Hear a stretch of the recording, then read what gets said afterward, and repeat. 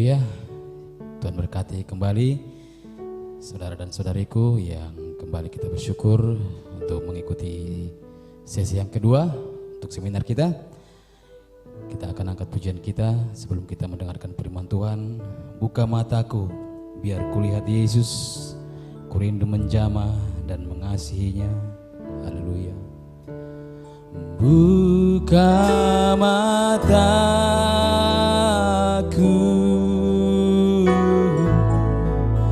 biar kulihat Yesus,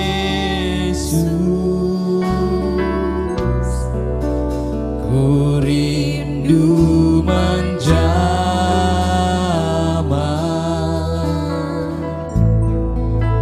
dan mengasihinya.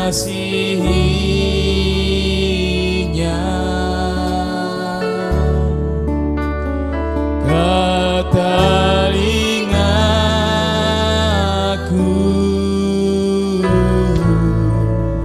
oh Tuhanku datang.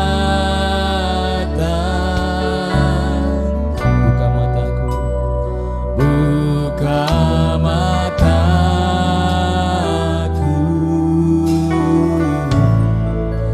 biar kulihat Yesus. Buka telingaku biar ku dengar firman-Mu. Buka telingaku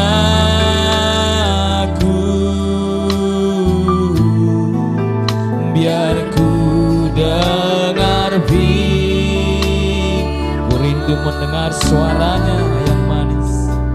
Ku rindu mendengar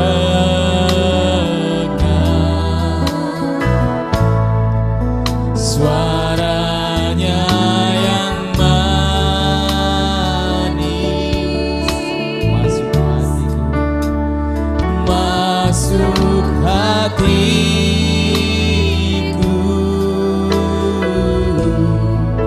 singkapkan dirimu.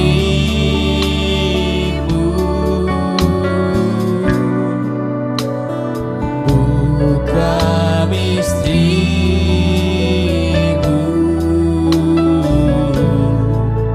biar kulihat Yesus. Buka telingaku biar ku dengar firman-Mu. Buka telingaku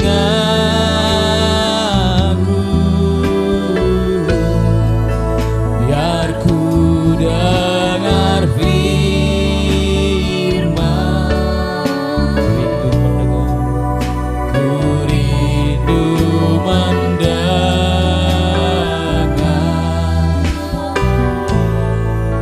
suaranya yang manis. Masuk hatiku, singkapkan dirimu Tuhan, singkapkan dirimu. Buka misterimu, buka misterimu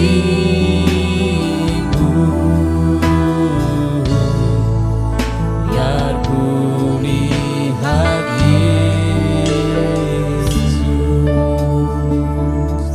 Haleluya. Itu menjadi kerinduan kita. Kalau Tuhan berkenan menyatakan dirinya, Dia akan menyingkapkan segala sesuatu yang tidak kita ketahui. Haleluya. Kita persiapkan hati kita. Glory. Untuk mendengarkan firman Tuhan, kita angkat lagi pujian kita. Buatku seperti-Mu, haleluya Yesus. Buatku menjadi seperti-Mu, kembali seperti keadaan sebagaimana manusia diciptakan. Buatku seperti-Mu Tuhan, segambar dengan Engkau, segambar dengan pribadi-Mu. Buatku seperti, saya mengundang kita untuk bangkit berdiri. Haleluya. Yesus, buatku seperti-Mu, beriku hati yang penuh kasih dan buatku seperti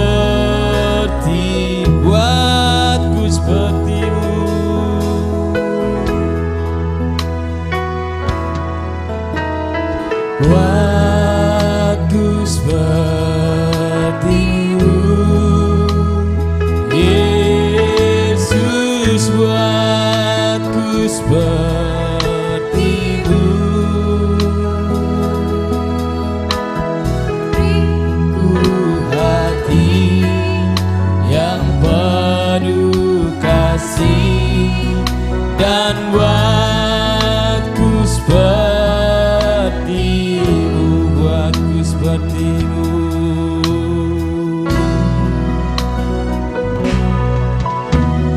Buatku seperti-Mu, Yesus, buatku seperti-Mu.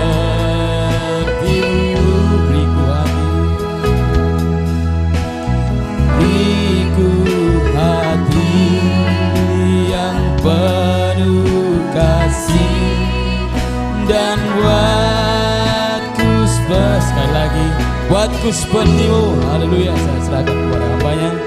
Oh Yesus,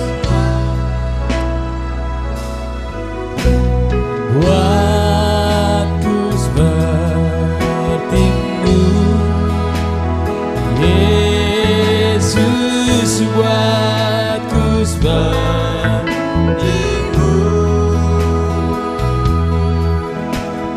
Beriku hati yang penuh kasih dan buatku seperti-Mu. Beriku hati yang penuh kasih dan buatku seperti-Mu. Bapa di surga, kami mengucap syukur, terima kasih Tuhan. Seperti Engkau menyertai kami di sesi yang pertama, kami mohonkan Tuhan, Engkau yang menyertai kami di sesi yang kedua. Nyatakan hadirat-Mu Tuhan di tengah-tengah kami, dan memohonkan roh pengajar itu menolong kami untuk Tuhan menyampaikan hal-hal yang selama ini tersembunyi bagi para peserta ini Tuhan. Namun hari ini Tuhan, Engkau berkenan untuk membukakannya, dan kiranya setiap telinga dan hati terbuka dan percaya kepada apa yang sudah Engkau singkapkan, sebuah pelayanan di akhir zaman sebelum kedatangan-Mu yang kedua, di mana Engkau sudah menyingkapkan, membuka meterai-meterai, menyingkapkan meterai yang ketujuh Tuhan, dan mengumandangkan suara ketujuh guru yang ada di Wahyu 10 itu Tuhan. Dan kiranya hari ini salah satu rahasia-Mu disingkapkan, dan yang sudah Engkau bukakan melalui penyingkapan meterai-meterai. Dan kiranya Tuhan, hal ini mendapat tempat di dalam hati para peserta. Doa hamba-Mu dan permohonan di dalam nama Tuhan Yesus Kristus kami berdoa. Amin. Amin. Tuhan berkati semuanya. Silakan duduk. Haleluya. Dan saya percaya Tuhan memberikan kekuatan tubuh jasmani kita juga untuk bisa mendengarkan akan apa yang Tuhan sampaikan, supaya pulang dari tempat ini saudara-saudari menjadi Kristen yang lebih baik, melayani Dia karena sudah mengenal salah satu misteri yang ada, salah satu rahasia yang ada di Alkitab sudah dibukakan, dan saudara-saudari percaya. Baik, tadi kita mengakhiri dengan di mana roh setan menguasai babi-babi, dan demikian juga dulunya di Taman Eden, roh setan, Lucifer, menguasai ular dan mengucapkan firman Tuhan kepada perempuan tersebut, dan tapi diselewengkan. Dan kemudian perempuan itu mendengar, dan tepat seperti itu yang dikatakan oleh Rasul Paulus di 2 Korintus 11 ayat 3 tadi. Aku takut jangan-jangan kamu terperdaya seperti dulunya Hawa yang diperdaya oleh ular dengan kelicikannya. Jadi kelicikan daripada setan melalui bejana, melalui ular di masa itu disamakan dengan setan yang sama di dalam diri para penyesat, di dalam diri para pengkhotbah palsu, di dalam diri para pengajar dan nabi-nabi palsu. Dan Rasul Paulus mengingatkan supaya kita jangan seperti perempuan di Taman Eden. Ada amin? Karena jika kita tersesat, maka di zaman ini, jika Anda tersesat oleh berbagai macam pengajaran-pengajaran yang sedang beredar di dunia ini, maka tidak ada jalan saudara diselamatkan. Jadi rahasia ini disingkapkan, dibukakan untuk memperingatkan kita, juga memberitahukan kepada kita siapa kita yang sesungguhnya dulunya sebelum jatuh ke dalam dosa. Dan rahasia ini dibukakan juga untuk memberitahukan jalan yang benar supaya kita bisa kembali lagi kepada keadaan posisi kita dulunya sebelum ada dosa, yaitu tampil sebagai anak laki-laki dan perempuan Allah, menjadi bos, menjadi tuan, menjadi anak Allah, menjadi Allah A huruf kecil atas seluruh alam semesta. Amin. Dan kita akan tinggal di sebuah dunia yang tidak akan ada lagi pertengkaran, perselisihan, kebencian, pertumpahan darah, pembunuhan dan lain sebagainya, tapi sebuah dunia yang damai, di mana di situ beruang, serigala, ular, singa, harimau akan tidur sama-sama. Ada amin? Dan manusia tidak lagi takut dengan mereka, karena manusia di masa itu akan menjadi penguasa bersama dengan Kristus Yesus. Siapa mereka yang akan berkuasa bersama dengan Kristus? Yaitu mereka yang telah menang di dalam darah anak domba Allah. Menang mengalahkan musuh kita. Siapa musuh kita? Si iblis, roh-roh setan yang menguasai diri kita sebelumnya. Karena sifat kita sifat yang lama, maka itu harus dikalahkan. Ada amin? Tetapi bagaimana cara kita mengalahkan? Kalau kita tidak mengetahui kebenaran firman Tuhan. Karena kebenaran firman Tuhan akan mendatangkan kemerdekaan, kebebasan. Karena kebenaran firman Tuhan adalah pedang firman. Dan jika itu diberikan ke tangan saudara, saudara akan bisa mengalahkannya. Amin. Haleluya. Dan demikianlah apa yang terjadi di Taman Eden. Setan menyesatkan, memelintir firman, dan perempuan itu terperdaya. Namun sebelum kita kembali ke situ, saya ingin bacakan Ibrani 9. Ibrani 9 ayat 22 dikatakan, dan hampir segala sesuatu disucikan menurut hukum Taurat dengan darah, dan tanpa penumpahan darah tidak ada pengampunan. Dan tanpa penumpahan darah tidak ada pengampunan. Ibrani 9 ayat 22. Dan tanpa penumpahan darah tidak ada pengampunan. Kemudian di Efesus 1 ayat 7. Efesus 1 ayat 7. Sebab di dalam Dia dan oleh darahnya kita beroleh penebusan, yaitu pengampunan dosa, menurut kekayaan kasih karunia-Nya. Kenapa kedua ayat ini saya bacakan untuk Anda? Adalah terkait dengan kejatuhan manusia ke dalam dosa dan apa yang dilakukan oleh Tuhan kita dalam rupa manusia dan diberi nama Yesus Kristus, dan dia mati di kayu salib dengan menumpahkan darahnya. Jadi ada kaitan antara penumpahan darah, atau tepatnya ada kaitan antara kejatuhan manusia di Taman Eden dengan darah. Itulah sebabnya harus dibayar dengan darah juga. Jadi kejatuhan dulunya adalah oleh darah, maka harus dibayar dengan darah juga. Ada amin? Dan saya akan tunjukkan hubungan itu. Dan itulah rahasia. Sekarang kita kembali ke kitab Kejadian, pasal 3 tadi, ayat yang ke-5.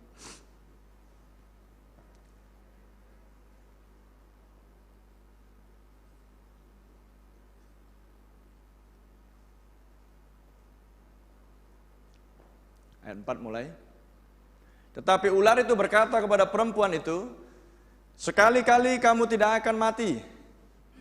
Dan ular berkata yang selanjutnya, bukan hanya dia sudah menambah satu kata, betul? Yang seharusnya 3 kata ditambah 1. 3 kata adalah, kamu tidak akan mati, kata Tuhan pada Adam.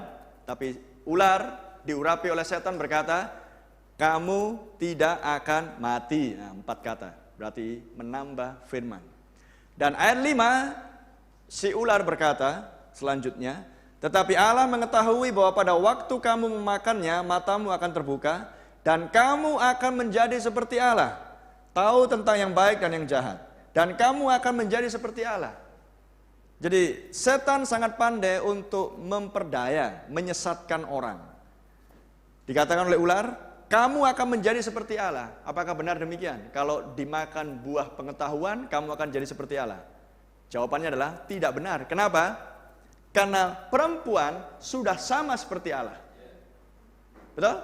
Karena Kejadian 1 ayat 26-27 mengatakan, manusia dijadikan sama seperti segambar dengan Allah. Lah kok sekarang dikatakan kalau kamu makan buah pada pohon pengetahuan, kamu akan menjadi seperti Allah. Sudah sama kok akan. Sudah. Tetapi ular sangat cerdik. Ular sangat lihai, sangat licik. Demikianlah para penyesat, sangat licik dengan kata-kata. Maka dipelintirlah firman Tuhan, sehingga dibuatlah seperti ini. Kamu akan jadi seperti Allah. Wah, maka heranlah perempuan, dan perempuan tidak bisa bertahan. Ayat selanjutnya. Perempuan itu melihat, perhatikan, setelah perempuan terperdaya dengan kata-kata yang licik, dari ular yang diurapi setan, maka sekarang lihat hasilnya, seorang yang tersesat, seorang yang tertipu, seorang yang terperdaya. Inilah hasilnya. Perempuan itu melihat bahwa buah pohon itu baik untuk dimakan dan sedap kelihatannya. Lagi pula pohon itu menarik hati karena memberi pengertian. Lalu ia mengambil dari buahnya dan dimakannya, maka dimakanlah buah itu. Lihat. Begitu mudah manusia terperdaya. Ini baru ular. Ular aja binatang bisa memperdaya manusia. Gimana kalau sekarang yang tampil pengkhotbah pakai dasi keren dan lain sebagainya. Bahkan dipakai Tuhan untuk tumpang tangan orang sakit sembuh. Bukankah Matius 7 tadi mengatakan? Masih ingat Matius 7 tadi? Nabi-nabi palsu, tumpang tangan orang sakit sembuh, mengusir setan. Tapi apa jawab Yesus? Enyah kalian, aku tidak kenal kalian sebab kalian adalah pembuat kejahatan. Jadi kalau seandainya datang pengkhotbah sama saudara dan saudari, tumpang tangan orang sakit sembuh, membangkitkan orang mati, kemudian pasti heran kan? Wah, hebat banget. Kemudian Anda mendengarkan khotbahnya dan ternyata palsu. Wah, tidakkah saudara-saudari menjadi korban penyesatan seperti Hawa dulunya? Itu masih binatang di sini. Belum manusia di sini yang muncul. Nah, sekarang manusia jasmania. Tidakkah akan lebih ampuh untuk menyesatkan sebanyak mungkin orang? Dulu yang diperdaya cuma satu, itu pun oleh binatang. Sekarang banyak orang terperdaya karena dia tampil di balik podium. Betul? Itulah yang dimaksudkan oleh Alkitab. Karena di akhir zaman, kita baca di Matius 24:24. Sebelum saya lanjutkan ke Kejadian 3. Di akhir zaman, Matius 24:24 harus tampil. Sebab Mesias-Mesias palsu dan nabi-nabi palsu akan muncul dan mereka akan mengadakan tanda-tanda yang dahsyat dan mujizat-mujizat sehingga sekiranya mungkin mereka menyesatkan orang-orang pilihan juga. Sudah lihat, nabi-nabi palsu, Mesias, mereka diurapi, mereka dipakai, mereka melakukan banyak tanda heran dan mujizat dan mereka menyesatkan. Bahkan orang pilihan pun hampir-hampir tersesat. Karena saking hebatnya. Dan banyak ribuan orang tersesat. Tapi pagi ini saya tidak ingin saudara tersesat. Kenapa? Karena saya nggak mau tersesat. Supaya saya tidak mau tersesat, saya pastikan saya tidak tersesat. Dan sekarang saya sudah sadar bahwa dulunya saya juga tersesat, tapi Nabi Tuhan datang memberitahukan yang benar, maka sekarang saya dilepaskan dari penyesatan. Sekarang saya di jalan yang benar, maka sekarang saya mengundang saudara untuk mendengarkan yang benar. Maka setelah akhir sesi ini, keputusan di tangan masing-masing. Apakah yang saya sampaikan benar atau menyesatkan? Karena dari tadi saya hanya membaca nas demi nas Alkitab dan tidak mencoba untuk menafsirkan dengan pendapat pribadi.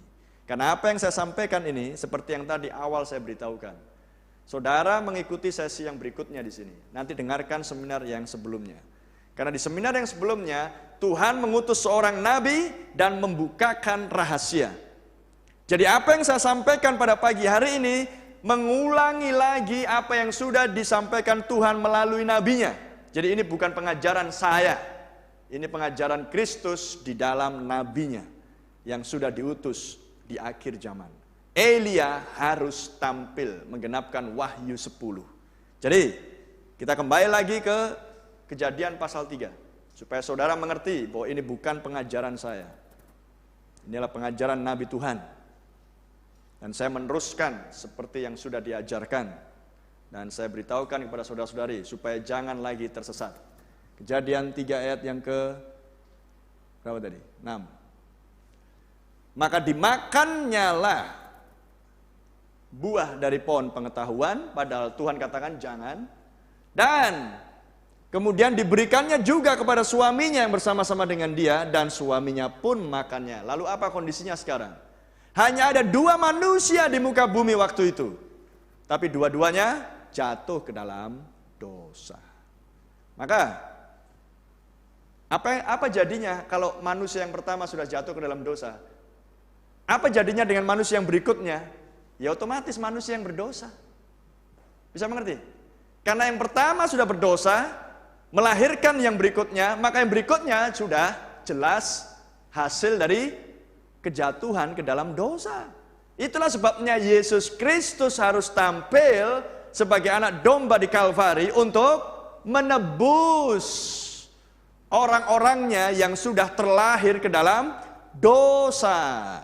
Menumpahkan darahnya, dan kalau Kristus diterima di dalam hatinya, maka darah itu akan menyucikan, membasuh, dan menghapus setiap dosa yang sudah kita warisi dari sejak Taman Eden, yang sudah kita warisi semenjak saya terlahir dari ibu saya. Ada amin? Coba baca di Mazmur 51, supaya saudara mengerti akan dosa. Mazmur 51 ayat 7.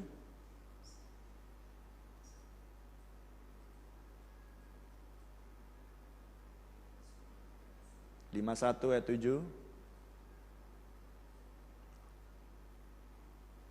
Sesungguhnya dalam kesalahan aku diperanakkan, dalam dosa aku dikandung ibuku.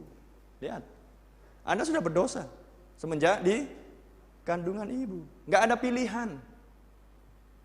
Nggak ada pilihan. Saya nggak bisa milih saya mau lahir di mana. Saya nggak bisa milih saya harus lahir dari keluarga yang mana. Saya nggak bisa milih saya harus lahir pakai marga apa. Bisa ibu milih? Aku maunya sih marga Sitorus, kira-kira gitu kan. Nggak bisa. Nggak bisa, nggak ada pilihan. Jadi dari ayat ini sudah menunjukkan bahwa kita semuanya kita di ruangan ini dan di seluruh dunia, kecuali Yesus Kristus, sudah berdosa sejak di dalam kandungan ibu. Maka butuh seorang yang tidak bisa berdosa dan tidak dilahirkan di dalam dosa untuk menyelamatkan yang berdosa. Dan Yesus lahir dalam kondisi tidak berdosa. Kita akan kaitkan itu nanti ke sana. Kembali ke Kejadian pasal 3.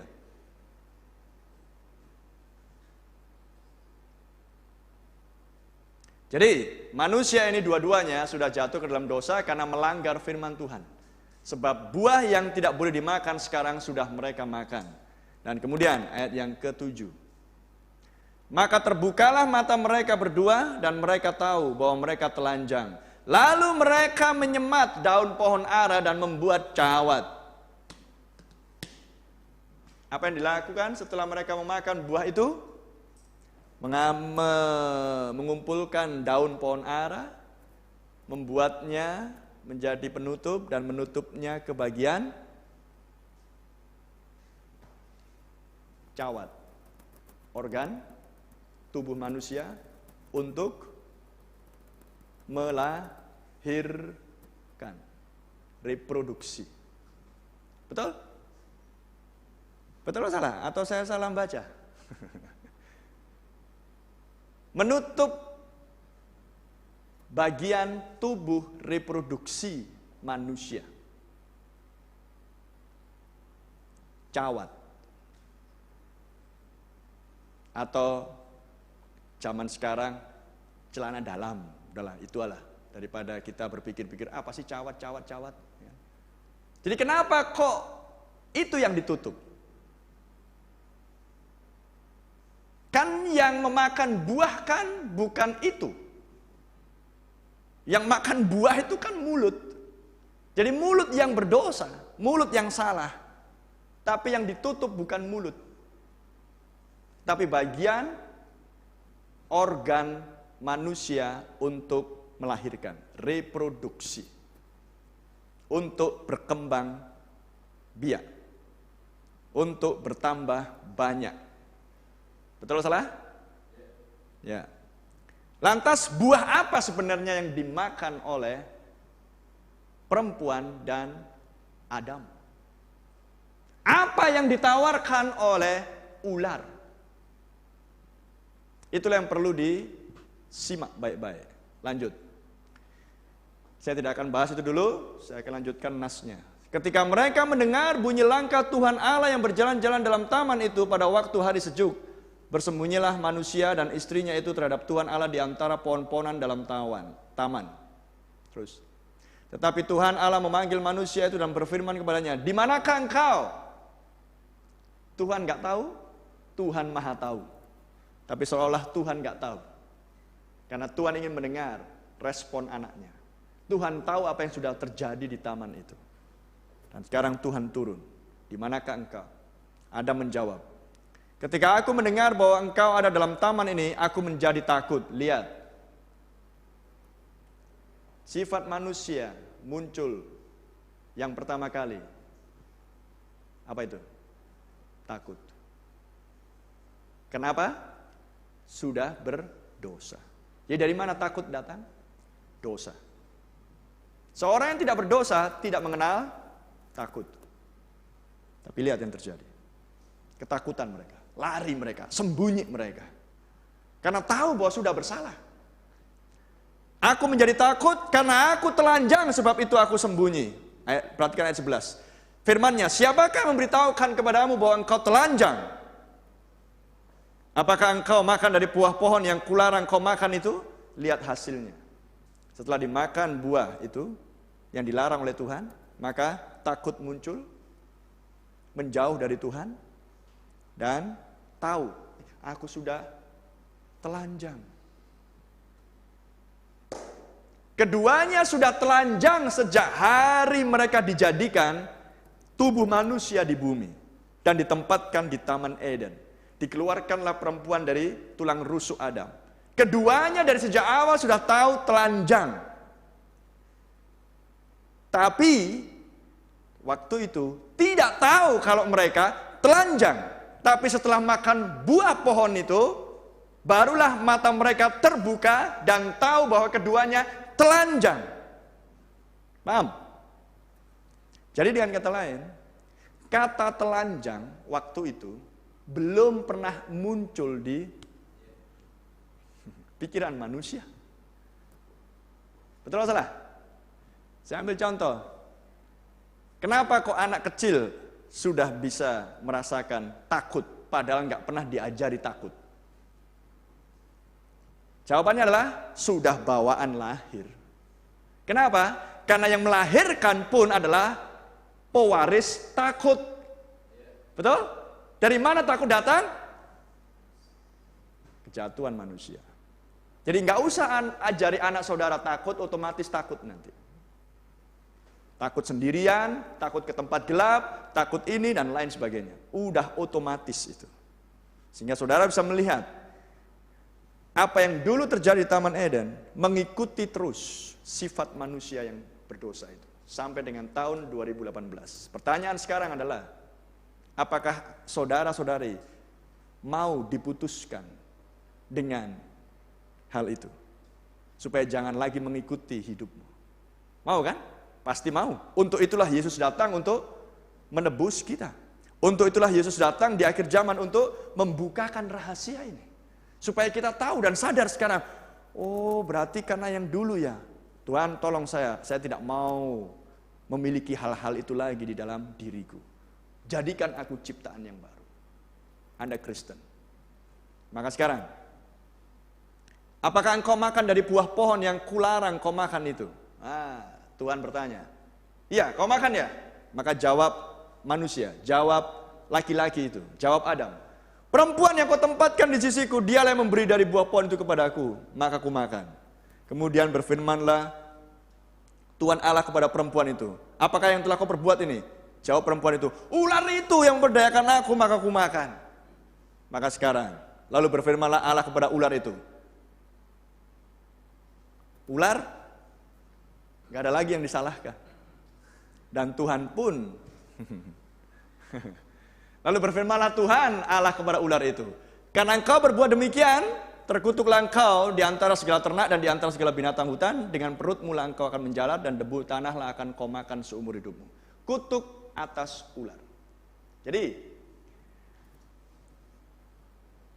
sebelum kata-kata ini keluar, berarti ular tidak merayap. Betul? Sesudah kutuk datang, maka ular menjalar. Makanya saudara kenal ular, ular yang sesudah dikutuk. Ular piton, ya kan? Kan nggak ada piton begini kan? Nggak ada kan? Piton. Kan gitu kan? Nggak ada ular kobra yang berjalan pakai dua kaki gini kan? Ngeri ada kobra. Mana? Itu. Semua ular menjalar. Tapi sebelum kutuk datang, maka ular itu tidak menjalar. Nah, inilah rahasia. Jadi seperti apa dulunya ular? Oke, sebelum kita lanjut ke situ, saya lanjutkan lagi. Ayat 15. Dan inilah hukuman atas manusia yang berdosa. Aku akan mengadakan permusuhan antara engkau dan perempuan ini. Ini belum penghukuman, ini masih janji. Tuhan akan melakukan pembalasan terhadap ular dan keturunannya. Antara keturunanmu dan keturunannya akan meremukkan kepalamu dan engkau akan meremukkan tumitnya. Ini terjadi nanti digenapkan di Kalvari. Yesus meremukkan dan mengalahkan musuh itu. Ayat 16. Firman-Nya kepada perempuan itu. Sekarang, hukuman atas perempuan yang bersalah. Susah payahmu waktu mengandung akan kubuat sangat banyak. Dengan kesakitan engkau akan melahirkan anakmu, namun engkau akan birahi kepada suamimu dan ia akan berkuasa atasmu. Ia, laki-laki, akan berkuasa atasmu. Jadi sebelumnya, di mana posisi laki-laki, di mana posisi perempuan? Setaraf, sederajat, satu level. Itulah dulunya. Tapi setelah jatuh dalam dosa, makanya laki-laki berkuasa atas perempuan. Sehingga Rasul Paulus menuliskan di dalam suratnya di kitab Efesus, kepala laki-laki adalah Kristus, kepala istri adalah suami.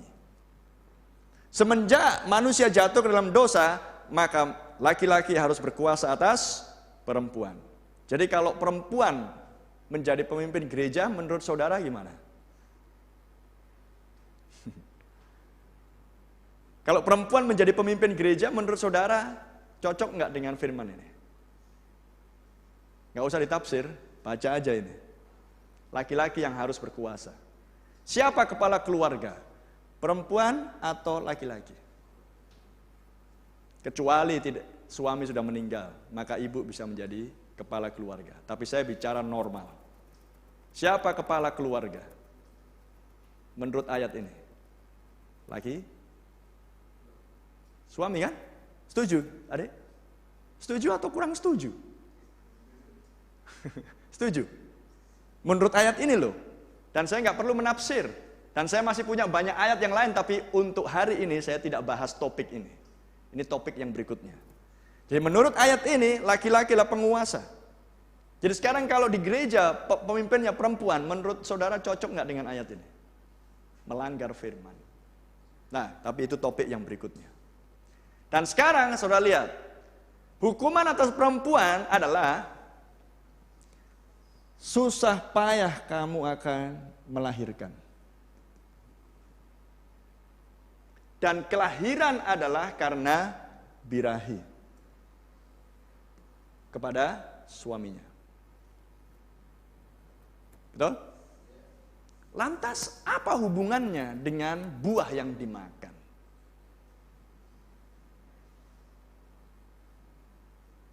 Coba renungkan sebentar. Kembali ke ayat yang sebelumnya. Manusia itu membuat cawat dari daun pohon ara. Mana itu ayatnya? Ya, ayat 7. Menutup bagian organ reproduksi manusia untuk melahirkan anak. Jelas? Kembali ke ayat 15. 16.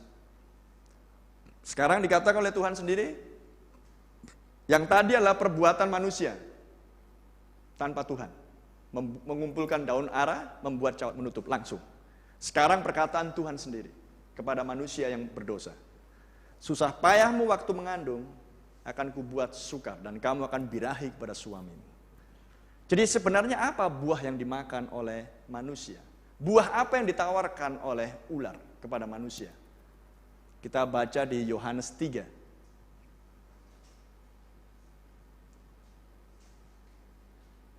Yohanes 3 ayat 1.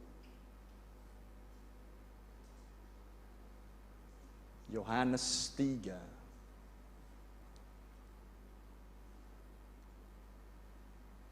Kelahiran kembali.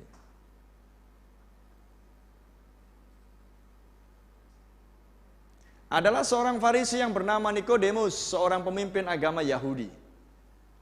Ia datang pada waktu malam kepada Yesus dan berkata, "Rabi, kami tahu bahwa engkau datang sebagai guru yang diutus Allah.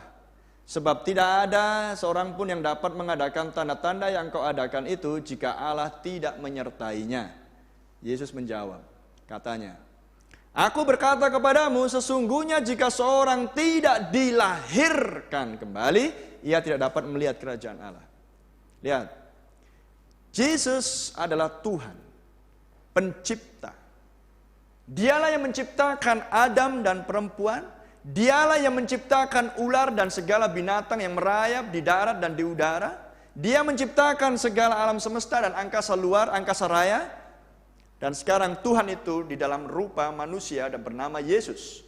Jadi Yesus tahu persis apa yang dibutuhkan oleh manusia yang sudah jatuh ke dalam dosa. Maka apa jalan keluar yang diberikan oleh Tuhan Yesus? Menjawab persoalan manusia. Persoalan utama manusia bukan soal makan dan minum, tapi adalah apa jawab Yesus? Kamu harus dilahirkan kembali. Jadi apa persoalan manusia pada prinsipnya? Soal lahir. Kok bisa begitu, Pak? Ya, saya berikan contoh. Karena manusia melahirkan dan melahirkan dan melahirkan dan melahirkan dan melahirkan, maka bumi ini dipenuhi dengan 7 miliar penduduk bumi. Dan dengan jumlah penduduk bumi yang sangat padat memenuhi bumi ini, maka hasilnya adalah tanah semakin berkurang untuk pangan. Betul? Lahan-lahan pertanian, padi, gandum semakin berkurang karena jumlah penduduk yang sangat banyak. Maka apa hasilnya? Kekurangan pangan. Betul? Dan kalau orang sudah kekurangan pangan, perutnya nggak tercukupi, maka lapar. Betul? Hasil lapar kalau itu sampai 3 hari, maka akibatnya sakit. Tapi karena dia tidak mau sakit, maka yang dia lakukan adalah cari makan, halal atau tidak halal. Maka hasilnya adalah kejahatan, kriminalitas. Bisa lihat urutan-urutannya? Gampang kan? Kalau orang kenyang terus, nggak ada alasan untuk mencuri. Kalau orang kenyang terus, nggak ada alasan untuk merampok. Kalau orang kenyang terus, nggak ada alasan untuk mengambil milik orang lain. Dan seterusnya dan seterusnya. Karena kenyang. Nah sekarang ini dewasa. Aduh, aku takut Tuhan. Janganlah mencuri. Tahan-tahanin aja lah lapar. Tapi kalau dia sudah punya anak, bayi, umur 3 bulan, umur 1 tahun, lapar juga. Terus menangis. maka si ibu pun nggak tahan. Betul? Si suami pun nggak tahan. Udah gini aja lah. Aku terpaksa lah mencuri, kamu jual aja tubuhmu. Maka disediakanlah tempat pelacuran. Betul atau salah? Ya, itulah yang terjadi di seluruh dunia. Nah, sekarang persoalan manusia adalah soal lahir. Coba kembali ke kitab Kejadian 1 ayat 28. Apa yang dikatakan oleh Tuhan sendiri kepada manusia ciptaannya?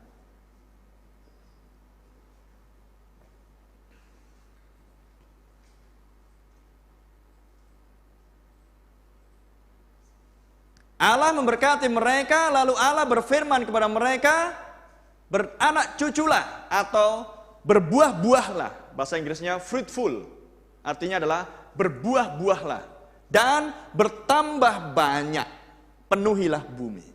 Jadi Tuhan perintahkan manusia juga untuk berkembang biak, melahirkan. Ada amin? Tapi lihat, Ibrani 13 ayat 8. Tolong bacakan. Ibrani 13 ayat 8.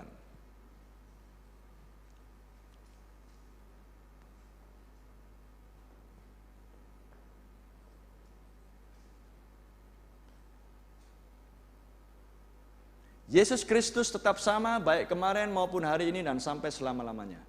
Kenapa saya bacakan ayat ini? Ini sangat penting untuk Anda. Apa yang sudah dimulai oleh Tuhan di Kejadian 1 ayat 28, kembali ke sana, maka Tuhan tidak akan pernah robah caranya. Karena Kristus sama, kemarin, hari ini, dan selamanya. Apapun keadaan dunia ini, Tuhan tidak pernah robah caranya. Ketika Tuhan menjadikan manusia, menciptakan manusia, manusia segambar dengan Tuhan, dan disuruhkan manusia supaya memenuhi bumi. Betul? Itu masih roh sifatnya manusia. Tidak kelihatan. Tapi sekarang di Kejadian 2 ayat 7, manusia punya tubuh. Kejadian 2 ayat 7. Manusia punya tubuh. Betul? Dari debu dan tanah. Kejadian 2 ayat 7.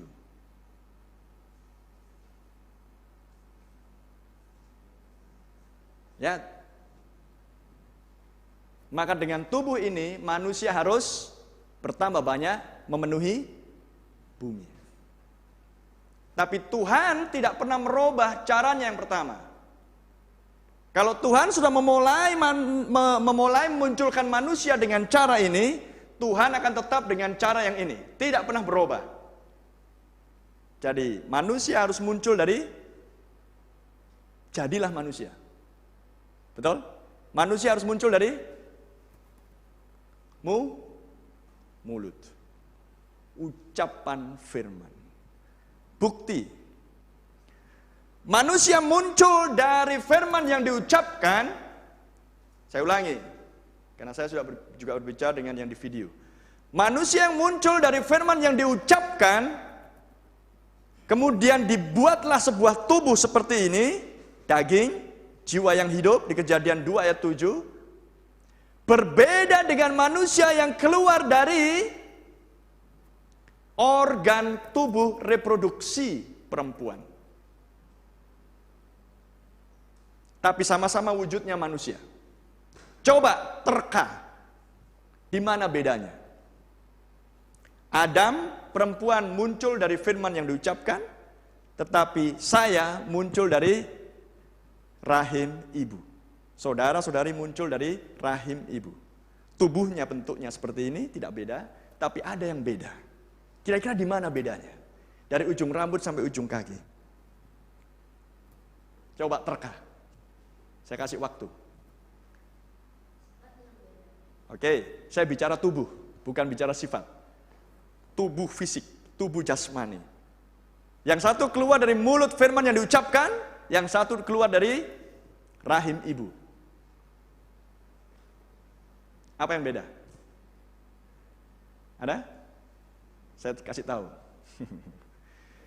Yang keluar dari rahim ibu, saya juga keluar dari rahim ibu, saya bukan bayi tabung. Saya keluar dari rahim ibu. Manusia semua lahir dari rahim ibu, betul? Maka siapapun yang keluar dari rahim ibu pasti punya yang tidak bisa disembunyikan, tapi yang tertutupi oleh baju. Apa itu? Pusar. Semua punya pusar kan? Ada yang nggak punya pusar di sini? Amin. Semua yang lahir dari ibu punya pusar. Kenapa? Karena janin bayi itu terhubung dengan si ibu dari sejak masa kandungan. Karena saluran makanan tersalur dari situ. Jadi bayi nggak makan pada waktu di janin. Nah, ada bayi nyam di janin. Semua makanan tersalur melalui yang disebut dengan tali pusar. Makanya ketika bayi itu keluar, tali pusarnya diputus, tapi tandanya tetap menempel untuk selama-lamanya. Selama ia masih hidup di bumi. Betul? Tetapi manusia yang lahir dari mulut firman yang diucapkan oleh Tuhan, Adam dan perempuan, tidak punya pusar. Loh kenapa? Karena nggak punya ibu. Ada amin? Penafsiran saya? Tidak. Baca Alkitab baik-baik. Saudara akan mengerti.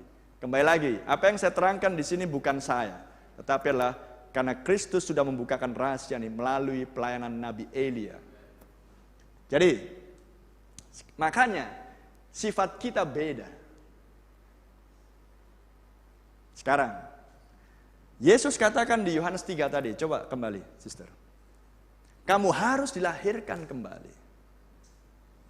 Ayat yang ketiga. Ya, pas itu. Ayat 3.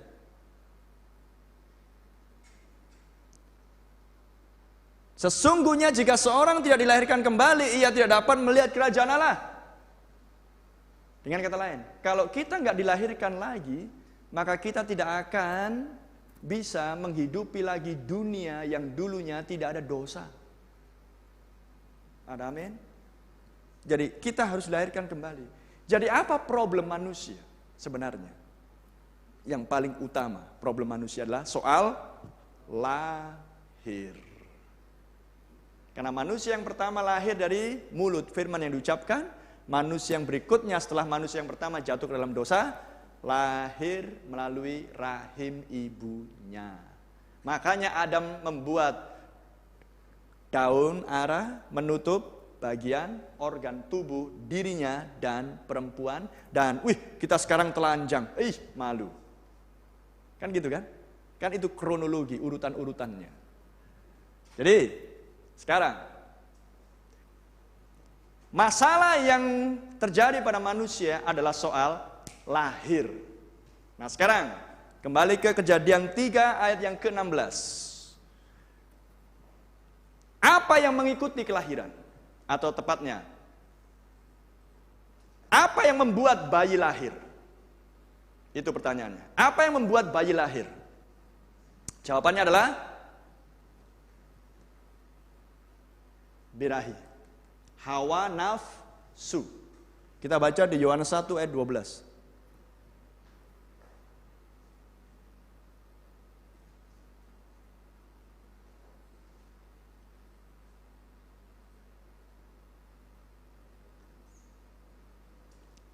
Tetapi semua orang yang menerimanya diberinya kuasa supaya menjadi anak-anak Allah, yaitu mereka yang percaya dalam namanya, orang-orang yang diperanakkan bukan dari darah atau dari daging, bukan pula secara jasmani oleh keinginan seorang laki-laki, melainkan dari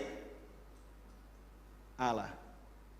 Siapa yang lahir tanpa keinginan laki-laki? Hanya satu yang muncul. Siapa namanya? Yesus Kristus. Maria mengandung oleh Roh Kudus. Apakah Roh Kudus birahi melihat kecantikan Maria? Roh Kudus menciptakan darah dan telur. Sehingga sperma dan telur menyatu di dalam rahim Maria tanpa persetubuhan. Maka lahirlah Yesus. Walaupun memiliki pusar, tetapi Yesus lahir tanpa keinginan laki-laki dan perempuan.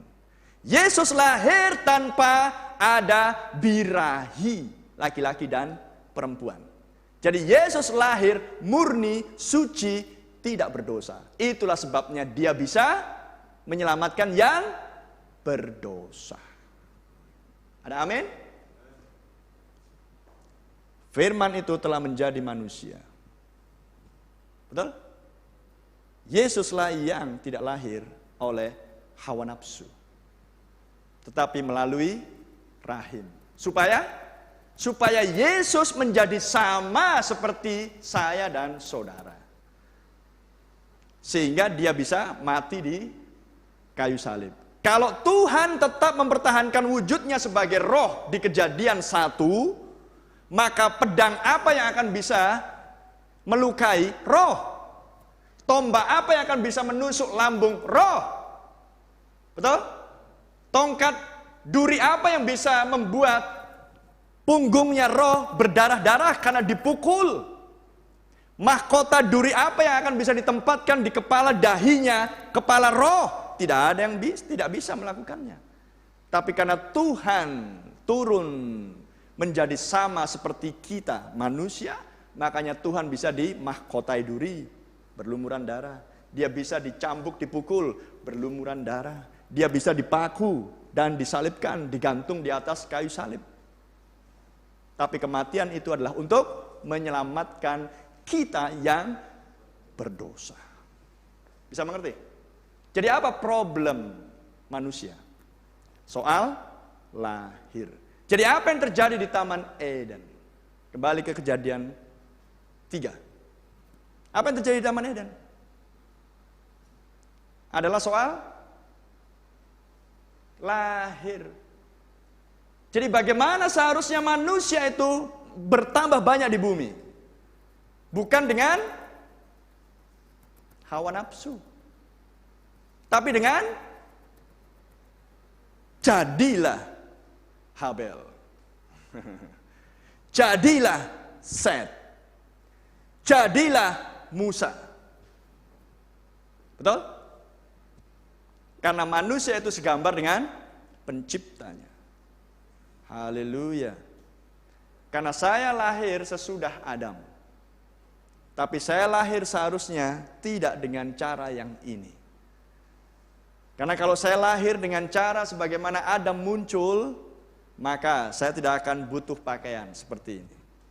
Lantas kenapa Yesus berpakaian? Karena dia terlahir dengan tidak berdosa. Alkitab bilang, tapi dia dijadikan dosa. Itulah sebabnya pada waktu Yesus tersalib, dia ditelanjangi. Betul salah? Itulah hukumnya salib di zaman kerajaan Romawi. Makanya Galatia mengatakan, terkutuklah orang yang disalib. Sangat hina. Penghukuman yang paling hina di zaman kekaisaran Romawi bukan dipenggal kepalanya, bukan diserahkan kepada singa, tetapi adalah disalibkan. Sangat-sangat hina. Semua orang menonton dan mereka yang disalibkan ditelanjangi. Tapi Yesus rela melakukan hal itu demi saya dan saudara. Untuk mengembalikan kita kembali kepada keadaan manusia yang dulunya tanpa dosa. Haleluya. Itulah sebabnya Yesus harus lahir melalui perempuan. Dia harus dilahirkan melalui perempuan. Masakan Yesus Adam yang kedua lahir melalui perempuan Maria, sedangkan dia yang menciptakan Adam, Adam tidak lahir dari perempuan. Masakan pencipta sekarang harus lahir dari perempuan? Bisa menangkap? Dia pencipta Adam. Adam gak lahir dari perempuan. Tapi sekarang kenapa pencipta harus lahir dari perempuan? Untuk menolong saudara dan saya yang sudah lahir dari perempuan. Karena mereka yang lahir dari perempuan, Ayub 14 katakan. Lihat nasibnya orang yang lahir dari perempuan. Ayub 14 ayat 1. Manusia yang lahir dari perempuan singkat umurnya dan penuh kegelisahan. Betul? Susah cari uang kan? Susah cari makan kan? Ya, gelisah. Singkat umurnya. Jarang orang di zaman ini bisa sampai umur 100 tahun. Paling banter 60, 65, KO. Udah KO selamanya. Betul? Hanya untuk menunjukkan bahwa usia manusia singkat. Jadi, Anda lihat sekarang. Apa sebenarnya yang terjadi di Taman Eden? Buah apa sebenarnya yang dimakan oleh perempuan itu? Dan kemudian dimakan juga oleh suaminya, Adam. Nas demi nas sudah saya tunjukkan. Dan semuanya menunjuk kepada soal lahir. Bayi lahir karena ada hawa nafsu. Hawa nafsu menghasilkan persetubuhan antara laki-laki dan perempuan. Persetubuhan antara laki-laki dan perempuan menghasilkan dari pihak laki-laki sperma. Dan Anda tahu sperma darah? Anda tahu sperma itu darah? Siapa yang tahu? Nggak ada yang tahu. Tanya di dokter, tanya dokter ahli kandungan. Sperma adalah darah. Makanya ini darah dagingku. Adik darah daging bapaknya. Nggak pernah dibilang darah daging mamanya. Betul Ibu? Anak disebut ini darah daging bapaknya. Karena dari bapaklah kehidupan datang. Di dalam bentuk sperma. Dan kalau sperma ini masuk dalam rahim dan bertemu dengan telur perempuan, kromosom X dan kromosom Y, maka akan menghasilkan janin. Dan janin terpelihara dengan baik, normal, 9 bulan kemudian lahirlah seonggok bayi mungil di dunia ini. Paham? Itulah proses lahir. Jadi bayi datang dari proses kelahiran, kelahiran datang dari proses pertemuan sperma dan ovum telur wanita. Pertemuan ovum telur dan sperma laki-laki ini datang oleh karena persetubuhan laki-laki dan perempuan. Persetubuhan terjadi oleh karena hawa nafsu. Keinginan. Ada amin. Itulah sebabnya Yesus nggak menikah. Bisa tangkap? Yesus nggak menikah. Yesus punya hak untuk menikah? Ya, dia laki-laki normal. Dia punya hak untuk bekerja. Dia punya hak untuk punya rumah. Tapi Yesus mengabaikan semuanya itu. Karena dia tahu siapa dirinya. Dia adalah seorang yang harus menyelamatkan manusia yang berdosa. Glory. Haleluya. Sehingga di Taman Getsemani dia berdoa dan berkata, sekiranya mungkin cawan ini berlalu. Betul? Berarti Yesus pun punya keinginan. Yesus pun juga punya rasa belas kasihan. Yesus pun bisa menangis di kuburan Lazarus. Yesus bisa capek, Yesus bisa ngantuk, makanya dia tidur. Dia manusia biasa. Tapi Yesus adalah Allah dalam rupa manusia. Pencipta dalam rupa manusia. Haleluya. Maka dia mengabaikan semua keinginan itu. Berjalan sendirian. Untuk menggenapkan, supaya menyelamatkan manusia. Jadi apa problem di Taman Eden? Buah apa yang dimakan di Taman Eden? Sesuai dengan ayat-ayat firman tadi yang saya tunjukkan. Apa itu?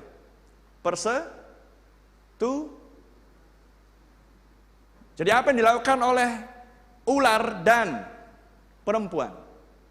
Pada hakikatnya, pada prinsipnya. Bukan buah. Karena perempuan makan buah, makanya berdosa, kemudian ditutuplah, kemudian takut, sembunyi. Masa hanya gara-gara makan buah itu kemudian mereka bertindak seperti itu? Wah, kalau bisa Anda temukan buah itu dipajak di pasar, jangan dimakan. Nanti akan seperti Adam dan perempuan. Masalahnya adalah sesudah makan itu, Anda menelanjangi diri, lari. Tapi Adam dan perempuan dulu memang telanjang, kemudian cari baju. Betul? Jadi buah apa yang dimakan? Orang bilang buah apel. Makanya ada merek tablet kan, mereknya Apple. Simbolnya apel yang di... Betul? Nah, orang bilang buah itulah buah apel. Ada lagi orang bilang buah itulah buah aprikot. Memang ada buah aprikot. Jadi kalau memang buah itu yang membuat manusia jatuh, hindari makan buah apel, hindari makan buah aprikot. Makan aja buah rambutan atau durian. Anda tidak akan berdosa. Betul? Itu adalah penafsiran manusia. Ada lagi orang mengatakan, itu buah terlarang. Ya saya tahu buah terlarang, masalahnya apa yang dilarang? Jadi itu juga penafsiran manusia. Karena realitanya ayat yang selanjutnya mengatakan, manusia birahi, manusia bersetubuh, manusia susah melahirkan. Pernah nggak melihat seekor babi ditolong bidan saat melahirkan? Di sini ada peternak babi loh. Di rumah ini, di kampung sana dia punya babi banyak. Tidak pernah induk babi melahirkan ditolong bidan atau dokter atau operasi sesar. Kenapa? Karena ketika induk babi, biasanya babi melahirkan atau beranak 10 ekor anaknya. Banyak banget, makanya babi bisa 200 kilo induknya kan. Banyak 10 di dalam. Dan ketika induk babi beranak, betul? Tapi bukan sakit, alias sukacita. Haleluya, kalau bisa dia ngomong haleluya, haleluya dia puji Tuhan. Induk betina anjing melahirkan, saya pencinta anjing, saya besar, banyak anjing di rumah. Induk anjing melahirkan, biasanya 4, 5, kadang 1 ada, tapi rata-rata 4, 5, 6 dan seterusnya, ekor. Sukacita, walaupun berdarah-darah di lantai dan kita bersihkan. Tanpa bidan, tanpa dokter, tanpa operasi sesar. Nggak ada yang bayi amatir apa? Bayi amatir apa? Prematur. Nggak ada bayi tabung pada induk anjing. Semuanya normal. Tapi lo coba lihat. Karena saya sudah bersuami, saya punya 3 orang anak. 3-tiganya saya lihat sendiri prosesnya. Karena semuanya lahir di rumah, bukan di rumah sakit, bukan di tempat lain, bukan di klinik. Di rumah, di kamar. Bidan yang menolong. Saya lihat sendiri. Istri saya. Wow, sakit. Mau mati rasanya. Betul? Yang enak itu yang gak ada jeritan, yang bung, dia nggak pernah, nggak pernah. Bayinya yang betul? Si ibu diem aja. Tapi setelah biusnya hilang, betul? Ya, ditolong bidan, ditolong dokter. Memang ada kasus-kasus kayak inang-inang di kampung lagi bertani mengandung kemudian butul keluar. Itu kasus 1-2. Dan saya juga jumpai ibu-ibu yang seperti ini, nggak ada problem, dan sehat bayinya, ibunya pun sehat. Tapi yang saya bicarakan adalah kasus-kasus yang normal. Mayoritas manusia adalah seperti itu. Dan kesakitan, kenapa? Karena harus menggenapkan Kejadian 3 ayat. Coba munculkan sister, 15. Pada saat kamu mengandung, akan kubuat sakitmu, sakit bersalin. Kesakitan engkau akan melahirkan anakmu. Lihat. Tapi induk binatang, induk buaya, bertelur, langsung berenang. Ya kan? Apalagi? Induk ikan paus, besar anaknya ikan paus, bukan kecil segini. Bus keluar, langsung berenang, tenang-tenang. Ya kan? Tapi coba perempuan melahirkan. Antara hidup dan mati, baik si ibu, baik si bayi. Renungkan hal itu. Jadi problem manusia apa? Bukan makan minum, bukan cari kerja, bukan yang sekarang kita alami. Problem manusia adalah soal lahir. Jadi kembali ke urutan tadi. Kok bisa lahir? Karena ada persetubuhan. Persetubuhan menghasilkan pertemuan antara sperma laki-laki dan ovum telur perempuan masuk ke dalam lahir. Persetubuhan terjadi karena hawa nafsu. Jadi apa yang dilakukan oleh ular dan perempuan di Taman Eden? Buah apa yang ditawarkan oleh ular kepada perempuan? Apa itu? Persetubuhan. Loh, kok bisa binatang bersetubuh dengan perempuan manusia? Kemudian saya stop dulu. Kok bisa? Seperti apa rupanya si ular ini?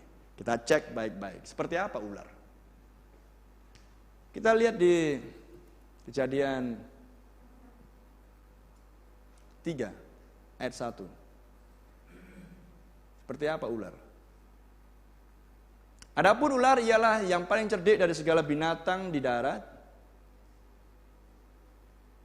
yang dijadikan oleh Tuhan Allah. Ular adalah yang lebih cerdik dari semua binatang. Jadi dengan kata lain, ular adalah rajanya binatang waktu itu. Betul? Dikatakan more subtil, atau bahasa Indonesia paling cerdik, paling lihai, paling hebat. Jadi ular adalah rajanya binatang di zaman itu. Dan setelah ular adalah manusia. Kok bisa manusia? Oh iya, karena manusia secara tubuh jasmani sama bahannya dengan binatang. Sama ini bahannya, nggak ada beda. Makanya lihat saudara, bandingkan dengan kera. Punya ini juga kan? Kera punya hidung, Anda punya hidung. Betul? Binatang punya telinga, dia punya telinga. Kita punya telinga. Tapi manusia yang sesungguhnya, saudara dan saya, adalah Kejadian 1. Serupa dengan gambar Allah.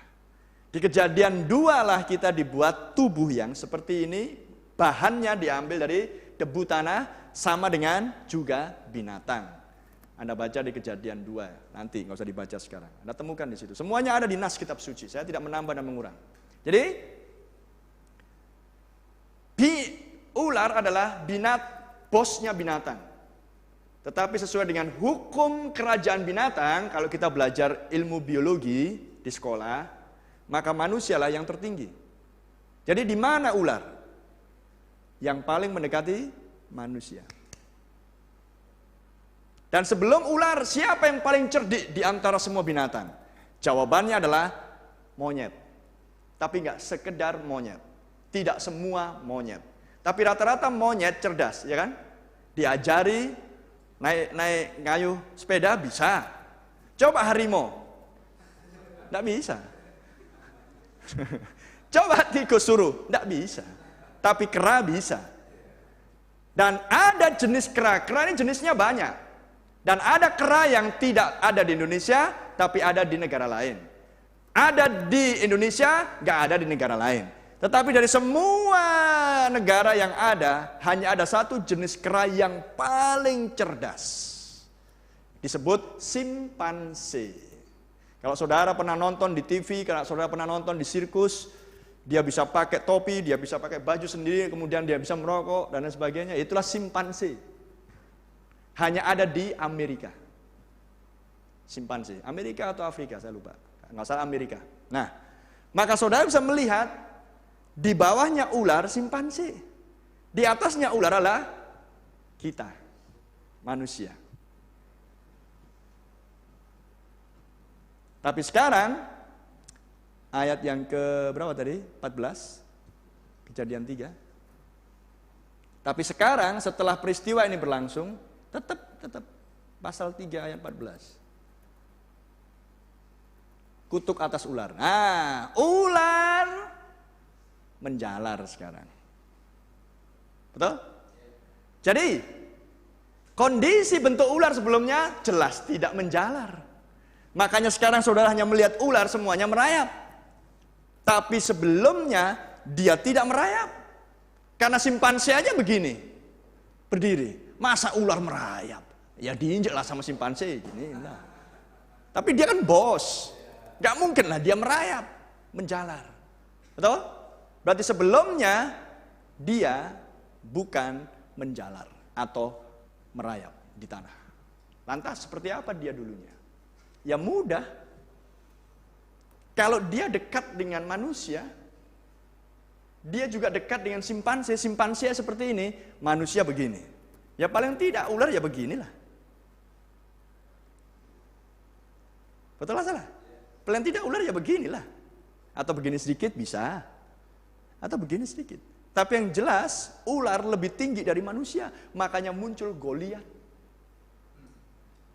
Manusia raksasa. Kejadian pasal 6 kalau nggak salah. Ya, ayat 6, Kejadian pasal 6. Yuk kita baca. Coba ayat 1. Ya, terus. Pelan. Terus ayat 4. Ya. Pada waktu itu orang-orang raksasa ada di bumi. Tapi saya nggak akan bahas topik ini, terlalu panjang nanti. Bisa butuh waktu 2 jam lagi kita selesai. Tapi saya ingin tunjukkan bahwa buah yang dimakan oleh perempuan dan Adam adalah buah pengetahuan tentang hukum perkembangbiakan. Karena binatang harus berkembang biak dengan cara bersetubuh seks antara jantan dan betina. Makanya kalau betina binatang melahirkan beranak, gak pernah kesakitan. Kenapa? Karena sesuai dengan hukum. Kalau Anda berjalan sesuai dengan hukum, tidak ada penderitaan sekarang. Gak ada sakit pusing, gak ada penyakit mah, gak ada susah kita cari rezeki, penghasilan sampai hari ini. Tapi kenapa kita seperti ini? Karena keluar dari hukum. Tapi binatang tidak keluar dari hukum.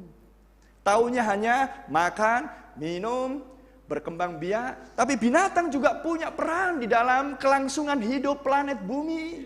Karena binatang makan ini, kemudian yang dimakan menghasilkan ini, dan kemudian berlangsunglah kehidupan di muka bumi. Termasuk manusia pun butuh binatang untuk oksigen dan lain sebagainya. Betul? Ya. Tapi manusia sudah keluar dari hukumnya Allah. Yaitu dengan cara ular diurapi oleh setan dan kemudian membagikan hukum perkembangbiakan binatang untuk dilakukan oleh manusia. Makanya lihat binatang tetap di jalurnya Tuhan. Binatang betina jenis apapun hanya bisa didekati oleh jantannya pada waktu musim kawin. Lihat kucing, lihat anjing, betina. Gak masanya musim kawin didatangi jantan, wow jantannya dihajar. Betul? Ya, makanya ribut sekali kalau kucing lagi musimnya. Tapi lihat manusia. Perempuan manusia bisa dihampiri oleh laki-laki kapan saja. Betul atau salah? Lihat tempat-tempat lokalisasi pelacuran itu. Tidak ada musim kawin bagi manusia. Tetapi binatang punya musim kawin, sebab binatang kawin antara jantan dan betina hanya untuk melahirkan anak-anaknya. Jadi suci kan tujuannya? Baik tujuannya kan? Hanya untuk berkembang biak. Tapi perempuan bersetubuh dengan laki-laki untuk kesenangan. Bahkan cenderung gak mau punya anak. Soalnya kenapa? Mengganggu karier. Betul? Supaya tetap langsing, seksi. Betul? Karena kalau udah punya anak,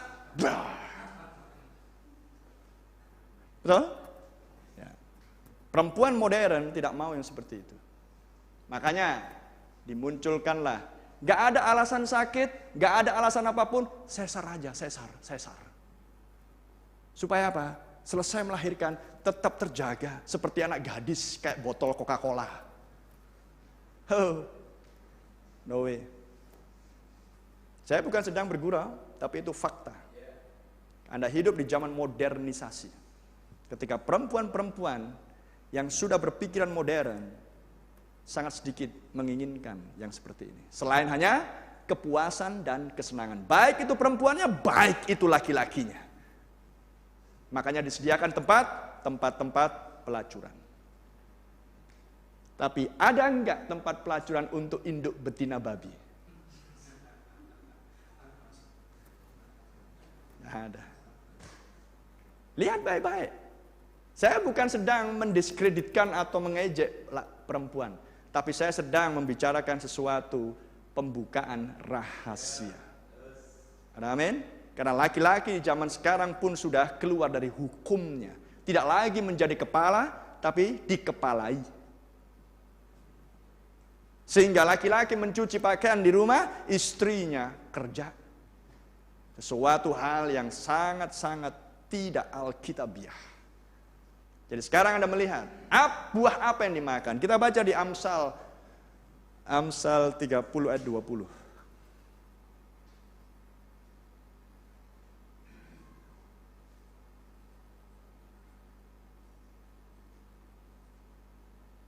Inilah jalan perempuan yang berzina. Ia makan lalu menyekam mulutnya dan berkata, aku tidak berbuat jahat. Jadi apa yang dilakukan oleh perempuan itu di Taman Eden? Melakukan sebuah percabulan, perzinahan. Jadi saudara bisa melihat.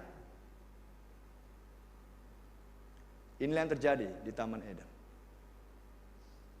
Bukan makan buah, kemudian melahirkan.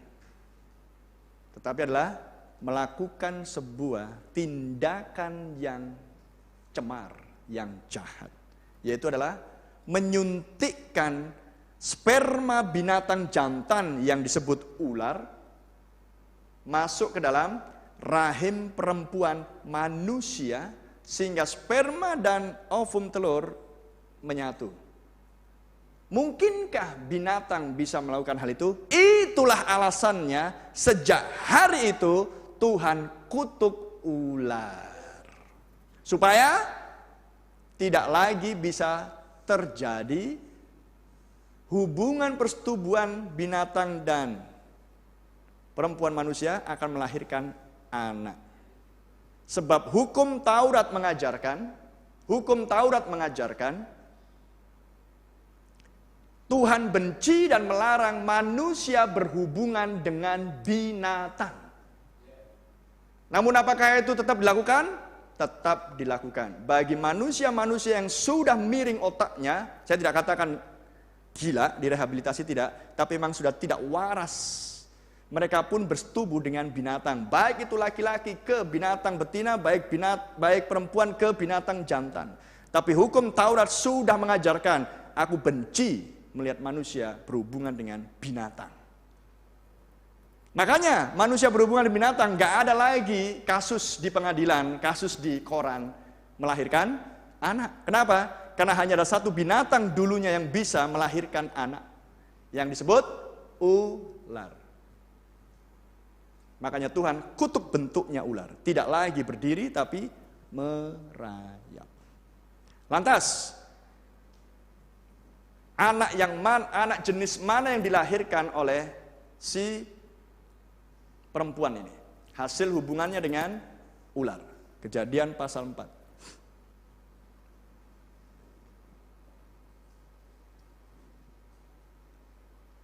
Kemudian manusia itu bersetubuh dengan Hawa istrinya dan mengandunglah perempuan itu lalu melahirkan Kain.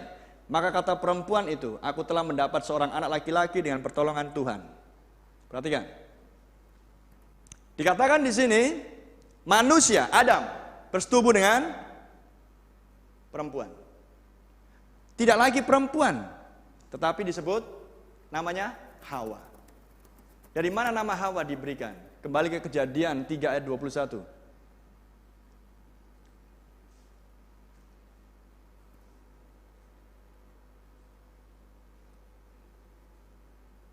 Ya, ayat 20. Manusia itu memberi nama Hawa kepada istrinya sebab dialah yang menjadi ibu semua yang hidup. Perhatikan ayat ini. Tulis. Nanti saya akan ulangi lagi ini.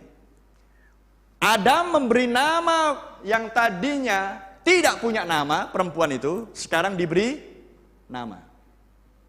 Dan namanya adalah Hawa.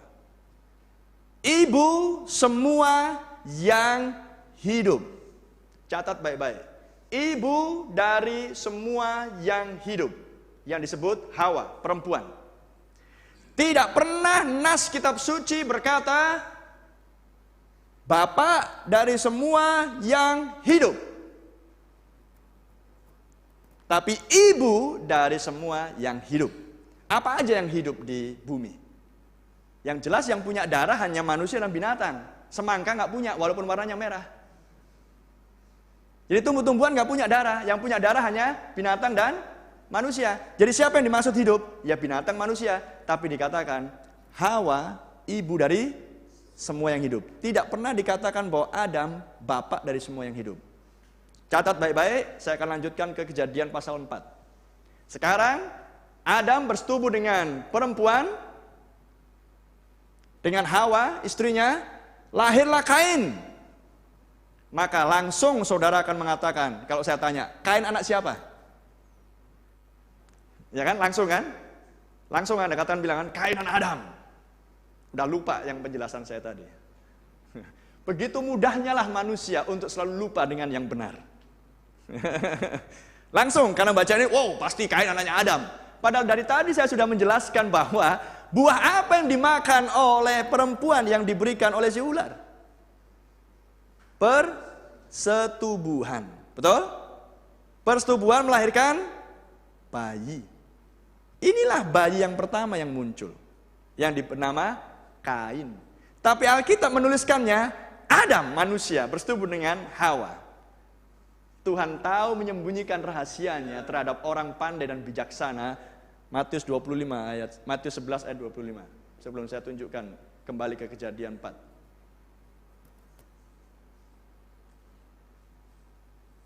Matius 11 ayat 25. Pada waktu itu berkatalah Yesus, aku bersyukur kepadamu Bapa, Tuhan langit dan bumi, karena semuanya itu Engkau sembunyikan bagi orang bijak dan orang pandai, tetapi Engkau nyatakan kepada orang kecil, bayi-bayi bahasa Inggrisnya. Orang yang sederhana, orang yang polos, orang yang hanya mengatakan amin kepada kebenaran firman. Kepada mereka lah Tuhan membuka rahasia.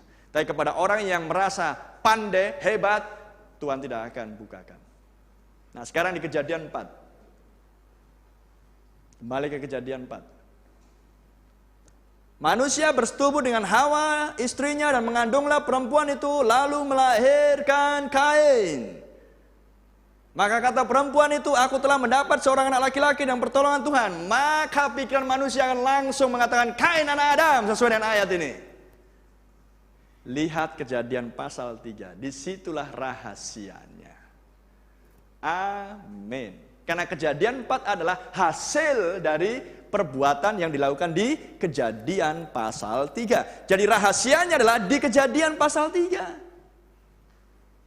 Coba lihat kembali ke Kejadian 3 ayat yang ke-20 tadi. Hawa diberi nama, muncullah nama Hawa. Ibu semua yang hidup. Saya ragu kalau Kain anaknya Adam. Sebab Hawa disebut ibu semua yang hidup. Tidak pernah dikatakan Adam bapak semua yang hidup, tapi ibu semua yang hidup, Hawa. Berarti persetubuhan yang dilakukan antara ular dan perempuan menghasilkan anak. Lantas dari mana kita tahu bahwa Adam anaknya, apakah Kain anaknya Adam atau Kain tanda kutip, tanda tanya. Kejadian 5. Silsilah Adam.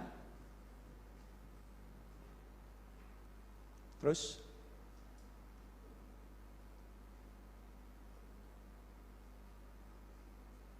ayat 3.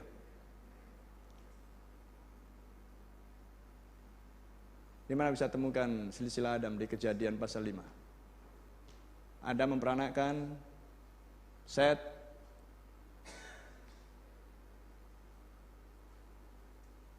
Set memperanakkan Enos, Enos memperanakkan, dan seterusnya. Tidak pernah dikatakan Adam memperanakkan Kain. Kejadian 5. Karena kembali ke Kejadian 4 ayat 2.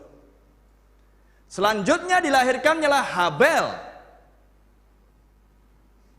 Habel di sini bahasa Inggrisnya bukan adik. Adik bahasa Inggrisnya younger, yang lebih muda. Tapi Habel disebut brother, artinya adalah saudara laki-laki.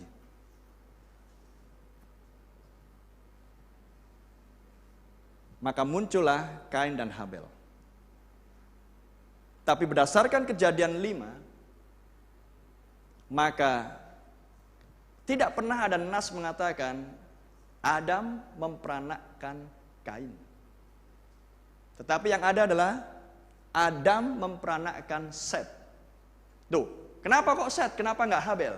Sebab Habel di ayat selanjutnya. Ayat selanjutnya. Terus Habel terus sampai ketemu Habel dibunuh. Ya, itu ayat 8. Jadi karena Habel dibunuh, makanya Habel tidak memperanakkan keturunan. Tetapi kematian Habel diganti dengan Set. Dan Set memperanakkan keturunan. Enos, Metusala, Henok, dan seterusnya. Sampai Nuh, dan seterusnya. Paham? Jadi silsilah keturunan adalah dia yang memperanakkan. Memperanakkan itu bukan melahirkan, karena yang melahirkan hanya perempuan. Tapi laki-laki memperanakkan. Itu bahasa Indonesianya. Sekarang, menurut Kejadian 5, Adam memperanakkan Set. Kalau memang Kain adalah anaknya Adam, pasti dikatakan Adam memperanakkan Kain. Sebab Kain juga memperanakkan Henok di Kejadian 4 yang seterusnya. Kain punya anak-anak, punya keturunan. Kalau Kejadian 5 tidak pernah dikatakan bahwa Adam memperanakkan Kain. Maka jelas satu ayat tidak membuktikan bahwa Kain anak Adam. Ayat yang lain, 1 Tawaris 1. Ayat 1.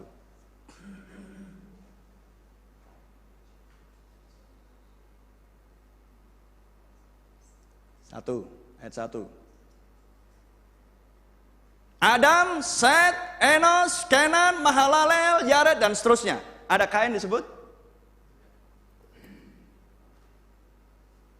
Ada Habel disebut? Jelas tidak, karena Habel mati. Set disebut? Ya, karena Set menggantikan Habel. Dan Set memperanakkan Enos. Lihat silsilah itu. Tidak ada Kain disebutkan bahwa Kain adalah keturunan Adam. Lanjut di Lukas 3. Ayat 38.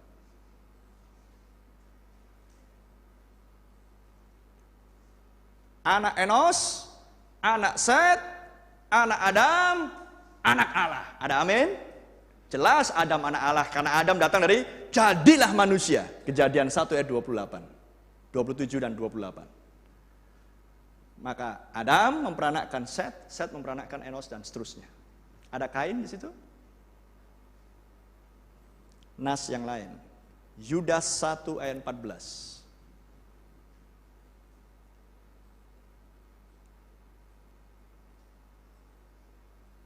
Juga tentang mereka Henok, keturunan ketujuh dari Adam telah bernubuat katanya. Sesungguhnya Tuhan datang dengan beribu-ribu orang kudusnya.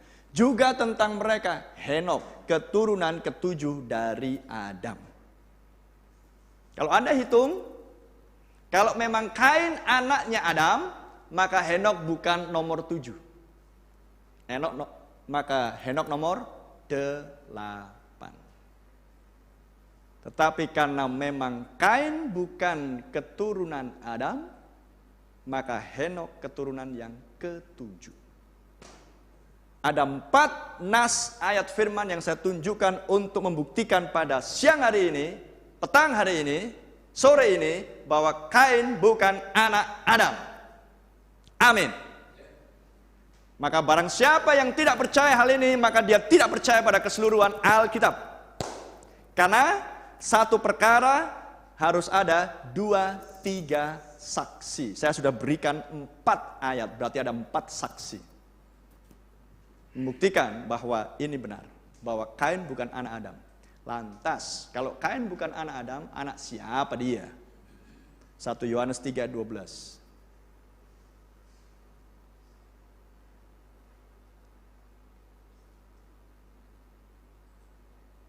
1 Yohanes 3 ayat 12. Bukan seperti Kain yang berasal dari si jahat dan yang membunuh adiknya dan seterusnya. Anak siapa Kain? Si jahat. Siapa si jahat? Setan. Mungkinkah setan bisa memperanakkan? Setan roh. Setan. Ya. Setan roh. Karena hanya ada 2 jenis roh. Roh Tuhan, roh setan. Roh Tuhan bisa diam di dalam manusia, roh setan pun bisa diam di dalam manusia. Roh Tuhan diam di dalam manusia menghasilkan anak Allah, pengkhotbah yang benar. Roh setan di dalam manusia menghasilkan anak setan, pengkhotbah palsu, nabi palsu, pengajar palsu, penyesat, dan seterusnya. Sama seperti dulunya, ular dirasuki oleh setan menghasilkan dirinya sebagai pengkhotbah palsu.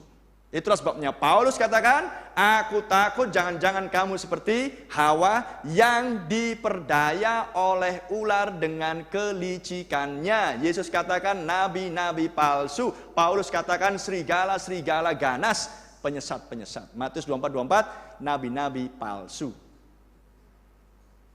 Bisa tangkap? Jadi anak siapa Kain?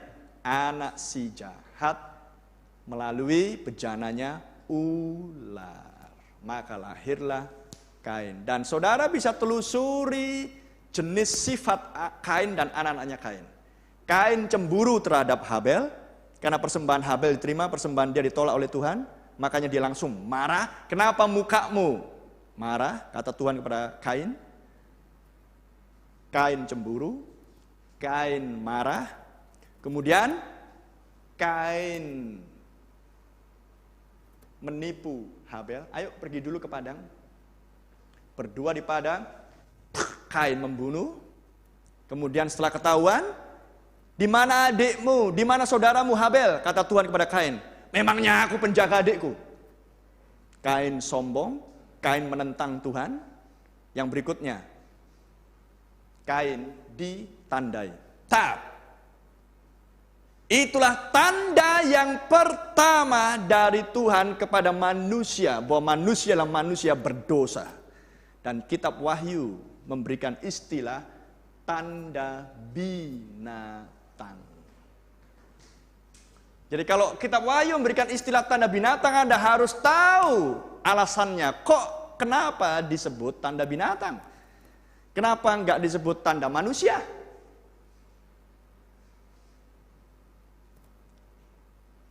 Kain adalah manusia yang pertama. Di mana ayatnya?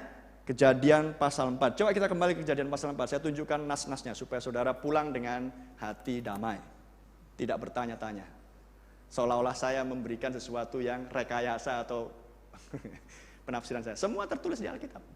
Kejadian 4. Anda baca dari ayat 1 terus. Ya, persembahan Kain ditolak, terus Kain marah, mukanya muram, panas, ya kan? Kain diperingatkan Tuhan, tapi Kain nggak mau bertobat. Kain membunuh saudaranya, yaitu Habel. Ayat 9, Kain berdusta kepada Tuhan. Aku nggak tahu. Firman Tuhan katakan, darah adikmu berteriak kepada aku dari tanah. Kemudian ayat 11, kutuk. Ayat 12, Kain menjadi pelarian dan pengembara di bumi. Ayat 14, Kain minta keringanan hukuman.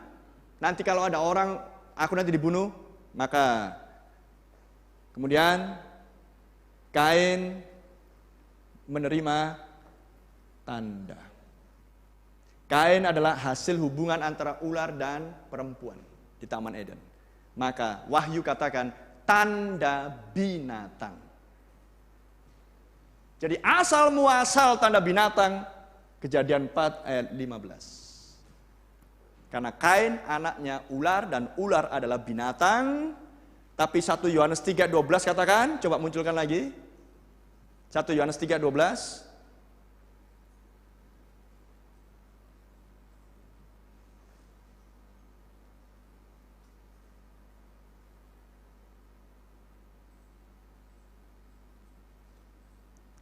Kain berasal dari si jahat dan si jahat adalah setan.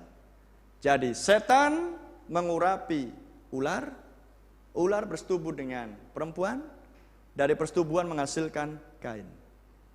Jadi bapak jasmaninya Kain adalah ular, bapak rohaninya Kain adalah setan. Paham? Ya. Haleluya. Jadi saudara bisa melihat hal ini. Dan saya selesaikan hanya sampai di sini.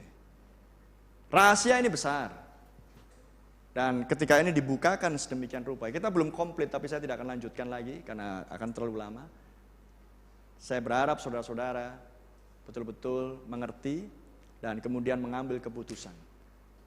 Bertanya kepada Tuhan, tanya saya. Karena saya akan menolong saudara untuk melangkah dengan lebih baik. Karena saya pun juga manusia yang sesat. Saya tidak tahu menahu soal hal-hal ini. Tapi Nabi Tuhan datang, Roh Kudus menyingkapkan. Sekarang saya bagikan kepada saudara. Apa langkah selanjutnya sesudah mendengar rahasia ini dibukakan di seminar ini.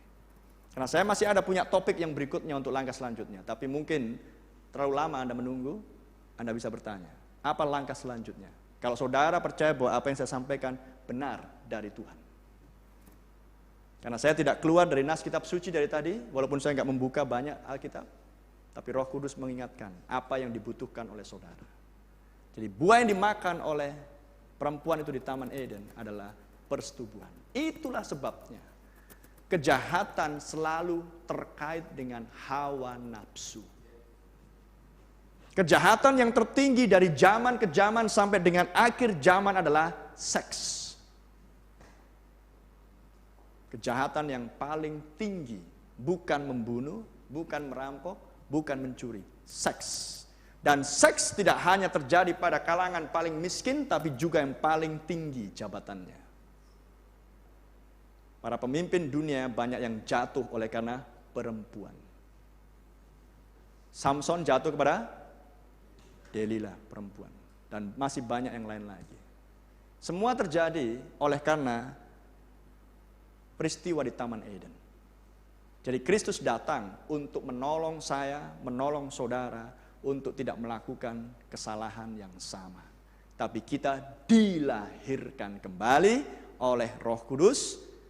Dan sekarang bagaimana caranya dilahirkan kembali? Itu topik yang berikutnya. Tapi saudara gak perlu menunggu seminar berikutnya. Saudara bisa datang pada saya dan saya akan terangkan seperti apa kelahiran kembali. Sehingga saudara akan menjadi ciptaan yang baru di dalam Kristus Yesus.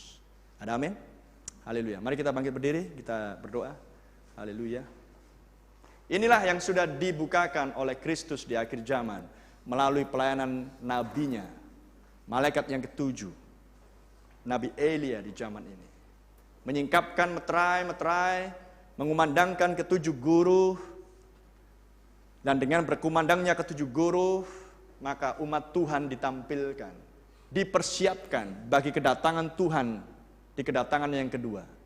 Karena Tuhan hanya akan mengambil suatu umat yang sudah diperbaharui hidupnya, dipulihkan, menjadi ciptaan yang baru, memiliki pengertian yang benar akan nas-nas kitab suci, mengenal Kristus di dalam kuasa dan kebangkitannya, dan kita menjadi manusia yang berubah. Ada amin? Semua sifat yang ada pada Kain tidak ada lagi pada diri saudara dan saya. Roh Kudus oleh darah itu menghapuskan semuanya. Haleluya, praise the Lord. Bapa di surga, kami mengucap syukur Tuhan buat suasana surgawi yang kami rasakan di tempat ini Tuhan. Berkati saudara dan saudariku Tuhan, berkati hati mereka yang berusaha Tuhan untuk mengerti akan rahasia ini Tuhan. Kiranya Engkau menolong saudara dan saudariku, baik mereka yang mungkin akan mengikuti nantinya di video Tuhan Yesus. Engkau menolong mereka Tuhan, dan kiranya Roh Kudus-Mu menjamah mereka dan membawa mereka kembali ke jalan yang benar. Terima kasih buat waktu yang Kau sediakan Tuhan. Terima kasih buat penyingkapan rahasia yang Kau nyatakan oleh nabi-Mu di zaman ini. Kami sangat diberkati dan kami ingin membagikan berkat itu Tuhan kepada saudara dan saudari kami yang lain. Supaya semua nama-nama yang ada di dalam kitab kehidupan anak domba Allah akan segera terkumpul Tuhan Yesus. Dan dengan terkumpulnya mereka semuanya, maka segera kedatangan-Mu, Maranatha, tidak lama lagi. Terima kasih Bapa di surga. Berkati saudara-saudaraku ini semuanya Tuhan. Biarlah pulang ke rumah mereka merenungkan, mempertimbangkan dan mengambil keputusan dengan cepat Tuhan. Untuk memperoleh jalan akses menuju kepada pohon kehidupan itu Tuhan. Mengambil dan memakan buah pohon kehidupan itu Tuhan. Dan menolak untuk memakan buah pohon pengetahuan. Karena menghasilkan kebinasaan. Terima kasih Bapa, mengucap syukur atas kasih kemurahan-Mu. Berkati saudara-saudariku yang berjerilah di dalam acara pertemuan ini Tuhan. Terpujilah Engkau. Berkati para peserta, kiranya mereka tiba di rumah dengan selamat, di dalam sukacita Tuhan. Di dalam nama Tuhan Yesus Kristus kami mengucap syukur dan kami berdoa. Amin. Saya serahkan pada song leader untuk mengakhirinya. Tuhan berkati Anda semuanya.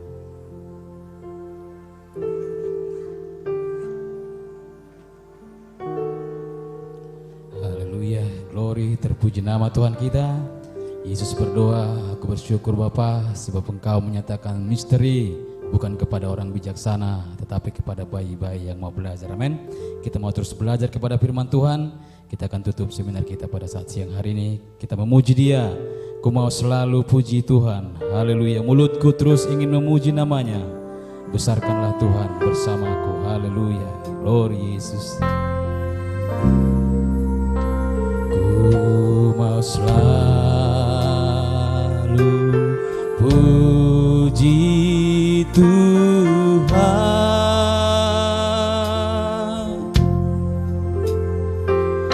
Mulutku terus puji namanya. Kebanggaanku dalam Dia, kebanggaanku dalam Dia. Biarlah yang hina dan menderita bergembira. Besarkanlah Tuhan bersamaku. Besarkanlah Tuhan bersamaku.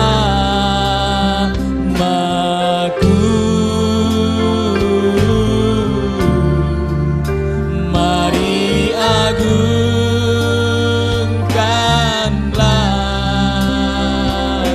namanya.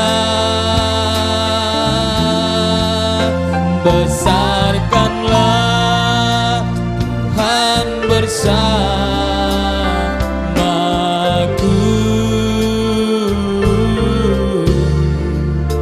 Mari agungkanlah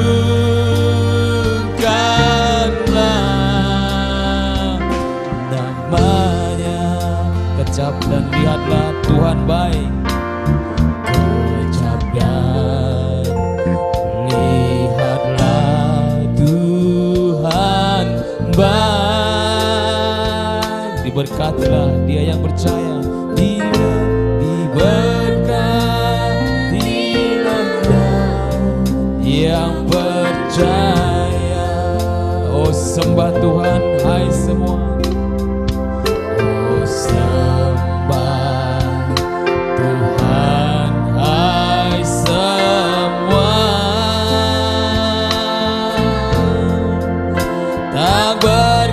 kekurangan mereka yang sembah Dia. Oh, besarkanlah, besarkanlah Tuhan bersamaku.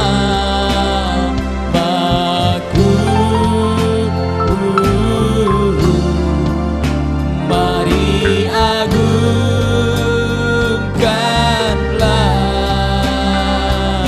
nama, besarkanlah,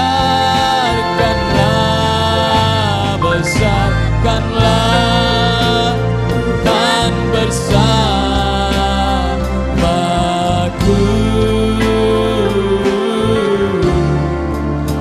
Mari